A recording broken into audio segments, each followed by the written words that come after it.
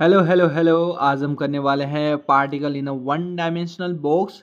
Last video में हमने अब तक श्रोडिंगर की time dependent and time independent की इक्वेशन अच्छे से देख ली है। अब अपन मूव ऑन कर रहे हैं कि जो पार्टिकल है वो एक वन डायमेंशनल बॉक्स के अंदर इधर उधर घूम रहा है, वो मोशन कर रहा है, उसका कोई मास है एंड वो एक्स डायरेक्शन की ओर मूव ऑन कर रहा है इन अ वन डायमेंशनल बॉक्स।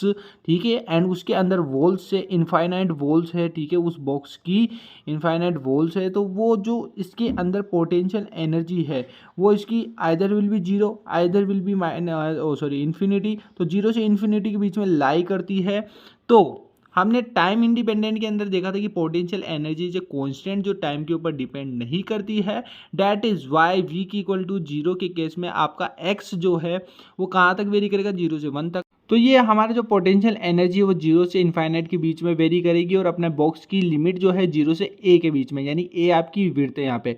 तो वेव फंक्शन क्या होता है, एक वेरी कॉम्प्लेक्स क्वांटिटी होती है, तो इसका कोई फिजिकल सिग्निफिकेंट नहीं होता है, बट अपन इसको प्रोबेबिलिटी के थ्रू निकाल सकते हैं, जो साइन फंक्शन का स्क्वायर होता है, जो अपन आगे देखने वाले हैं।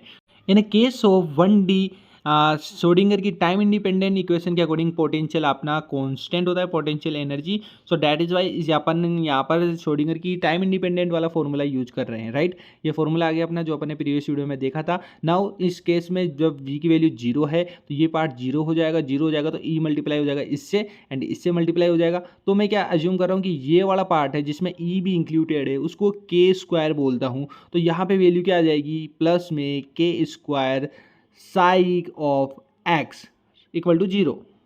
सो ये वाली वैल्यू हमें इस तरह से मिल गई।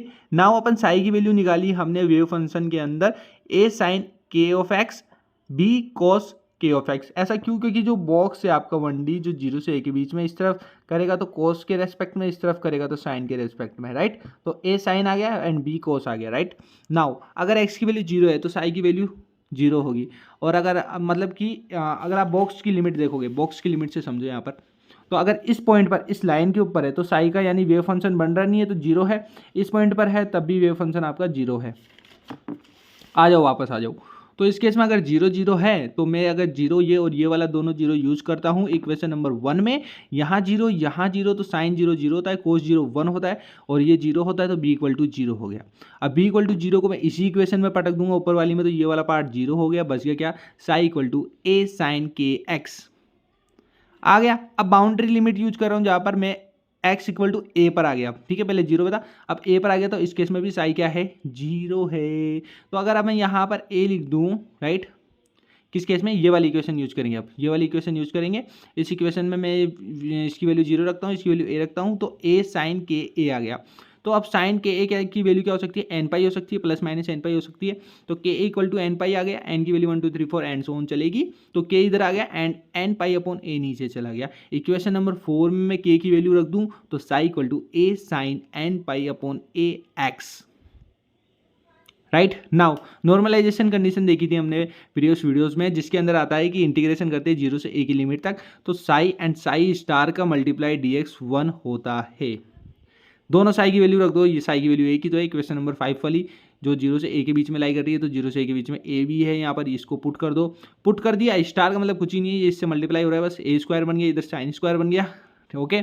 इनका इंटीग्रेशन करना है, साइन स्क्वायर को खोल देंगे इंटीग्रेशन में, जो फॉर्मूला अगर आपको आता है इंटीग्रेशन उसके थ्रू सिंप्लीफाई करने हैं इनको, सेपरेट सेपरेट सेपरेट सेपरेट। यहाँ डी एक्स बचा यानी वन है, तो ओनली यहाँ पर क्या बन जाएगा, जीरो से ए के बीच में ए बन जाएगा यहाँ पर। इसको सोल्व करेंगे तो पहले इसकी वैल्यू पुट करेंगे, फिर जीरो की वैल्यू यहाँ पर पुट करेंगे सिंपली।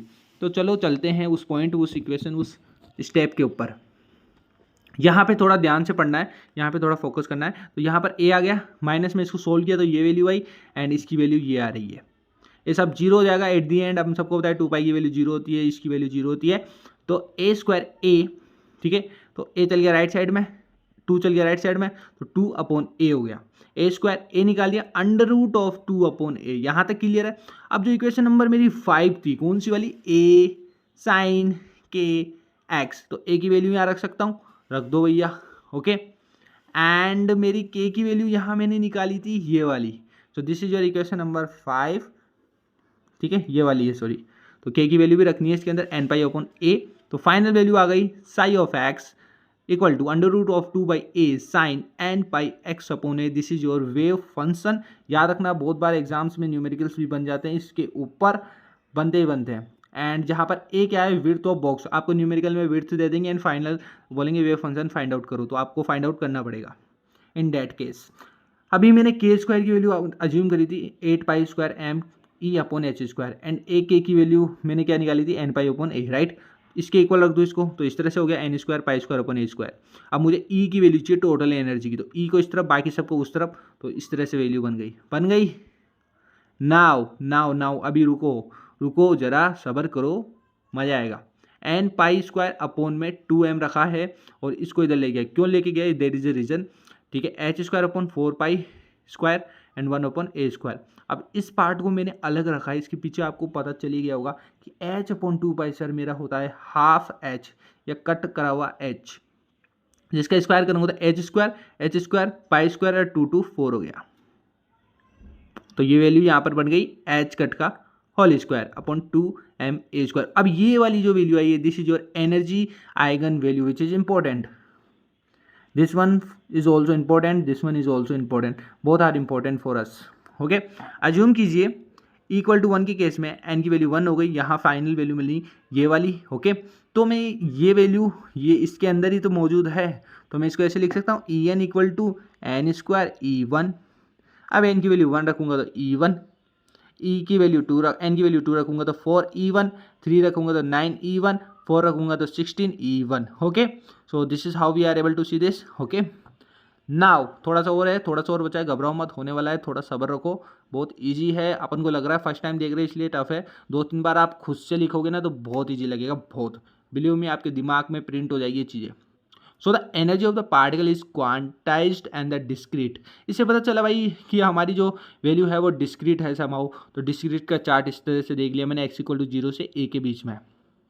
नाउ साई जो अपना वेव फंक्शन है वो फॉर द पार्टिकल क्या डायग्राम बन के आता है, ये बन के आता है, ठीक है, या √, यस, क्योंकि साइन से मल्टीप्लाई हो रहा था उस फॉर्मूला में। अगर मैं ऊपर दिखाऊँ आपको तो साइनोसॉइडल वेव ही बन रही है यहाँ पर, a/2, a/4, 3a/4, a/6, okay, 3a/6, 5a/6। Okay, this is how we able to do that. Now probability density in 1D box के केस में लाइक दिस, जिसके अंदर प्रोबेबिलिटी इक्वल टू होता है साई, ठीक है, उसका मॉड्यूलस का स्क्वायर, याद रखना।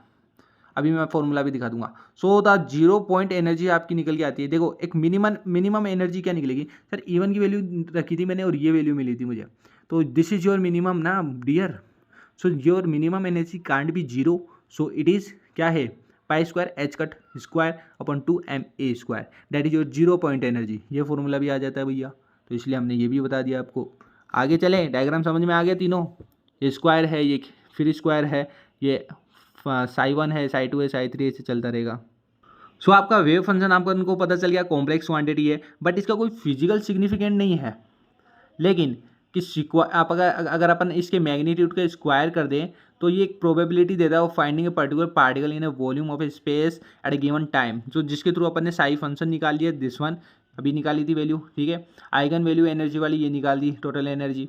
एंड जो मैं चीज़ बता रहा हूँ फिजिकल सिग्निफिकेंस की केस में, तो आप इसका प्रोबेबिलिटी निकाल सकते हो, जिसकी लिमिट x1 से x2 यानी 0 से a मान लो, तो साई x, t के रेस्पेक्ट में मॉड्यूलस ऑफ का स्क्वायर dx से याद रखना। Okay, so this is our final formula and this is final thing of the free particle in the 1D। Hopes आपको मजा आया, तो भाई एक लाइक जरूर मार के जाओ एंड दोस्तों के साथ जरूर शेयर करो, बिकॉज आप शेयर करते हो तो हमें सपोर्ट मिलता है, तो हम इस तरह की वीडियो और लेके आते हैं आपके लिए। सो मिलते हैं नेक्स्ट वीडियो के साथ में। Thank you so much watching this video.